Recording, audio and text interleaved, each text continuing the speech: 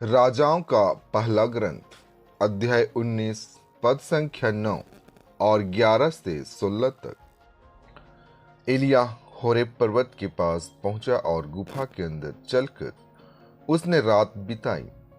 प्रभु ने उससे कहा, निकल जाओ और पर्वत पर प्रभु के सामने उपस्थित हो जाओ। तब प्रभु उसके सामने से होकर आगे बढ़ा। प्रभु के आगे आगे एक प्रचंड आंधी चली, पहाड़ फट गए और चट्टानें टूट गई, किंतु प्रभु आंधी में नहीं था। आंधी के बाद भूकंप हुआ, किंतु प्रभु भूकंप में नहीं था। भूकंप के बाद अग्नि दिखाई पड़ी, किंतु प्रभु अग्नि में नहीं था।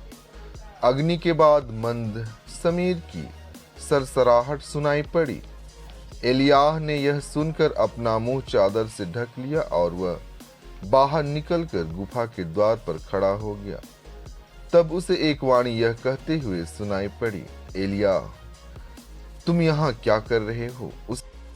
उसने उत्तर दिया, विश्वमंडल के प्रभु ईश्वर के लिए अपने उत्साह के कारण मैं यहाँ हूँ। इसराइलियों ने तेरा विधान त्याग दिया, तेरी वेदियों को नष्ट कर डाला और तेरे नबियों को तलवार के घाट उतारा। मैं ही बच गया हूँ और वे मुझे भी मार डालना चाहते हैं। प्रभु ने उससे कहा, जाओ, जिस रास्ते से आए हो उसी से दसमीक की मरुभूमि लौट जाओ।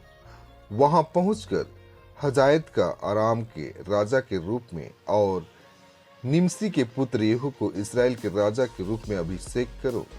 इसके बाद आबेल महोला के निवासी सफाट के पुत्र एलिसा का अभिषेक करो, जिससे वह तुम्हारे स्थान में नबी हो। संत मती आज का पवित्र सुसमाचार अध्याय 5 पद संख्या 27 से 32 तक। तुम लोगों ने सुना है कि कहा गया है, व्यभिचार मत करो। परंतु मैं तुमसे कहता हूँ, जो बुरी इच्छा से किसी स्त्री पर दृष्टि डालता है, वह अपने मन में उसके साथ व्यभिचार कर चुका है। यदि तुम्हारी दाहिनी आंख तुम्हारे लिए पाप का कारण बनती है, तो उसे निकालकर फेंक दो। अच्छा यही है कि तुम्हारे अंगों में से एक नष्ट हो जाए, किंतु तुम्हारा सारा शरीर नरक में न डाला जाए।